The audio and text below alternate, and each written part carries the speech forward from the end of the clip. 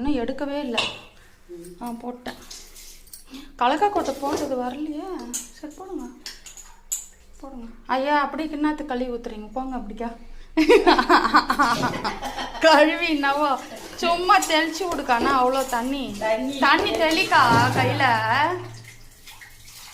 தெளிச்சு விடுங்க. தெளிங்க. அவ்வளோதான். நன்றிம்மா. கழுவுறாங்க இன்னும் கழுவி. இன்னும் கொஞ்சம் கூட தெளிங்க. ஒரே சொட்டு நல்லா இருக்கும். பொட்டு தட்டின்னு வந்துருங்க. சூடாரு பொட்டு தட்டின்னு வந்துருங்க. இப்போ பொட்டு இது பண்ணிட்டேன். எல்லோருக்கும் வணக்கம். நான் காலையில் டிஃபன் போட்டேன்ல, உருளைக்கிழங்கு செஞ்சாச்சு, சப்பாத்தி, ரைஸு, அதுக்கப்புறம் இது கூட்டு வச்சேன், கூட்டு மாதிரி. இது மாங்காய், முள்ளங்கி, நூக்கல் எல்லாம் போட்டு கொஞ்சமாக சாம்பார். ஏன்னா மீந்து போகுது, வேஸ்ட்டாக போகுது, அதனால தான். முருங்கைக்கீரை, அந்த வேர்க்கடலை தானே, அதை போட்டு என் பசங்களுக்கெல்லாம் நான் கேட்டேன்னா அவங்க என்ன வேணும்னு கேட்டால் பீஸா பர்கர் எல்லாம் சொல்ல மாட்டாங்க. ஏன்னா எங்கள் கிராம சைடு அவங்கள அந்த மாதிரி சாப்பாடெல்லாம் கொடுத்து நான் வளர்க்கல.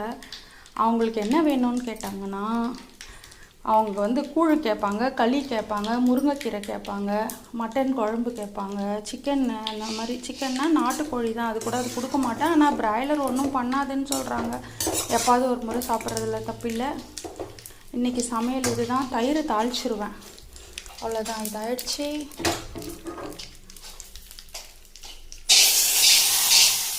நல்லா இருக்கா? ஆமாம் நல்லா இருக்கு. சாம்பார், அவ்வளோதான்.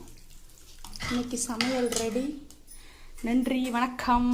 அந்த மாதிரி ஹெல்த்தியானது கொடுங்க பசங்களுக்கு. டீ, ஆமாம் தெரியுது, டீ குடிங்க. காலை வணக்கம். எங்கள் வீட்டில் இன்னைக்கு போர் அடிக்குது. காலையில் இட்லி தோசைன்னு சொல்லி நானும் கொஞ்சம் பிஸியாக இருந்தேன் 2 நாளாக. சப்பாத்தி, அப்புறம் உருளைக்கிழங்கு ரெடி. இதெல்லாம் வீடியோ போடலாமா, பாட்டு போடலாமா? உருளைக்கிழங்கு. நன்றி, வணக்கம். மதியம் முருங்கைக்கீரை, கடலக்கா கொட்டை போட்டு செய்யலாமா?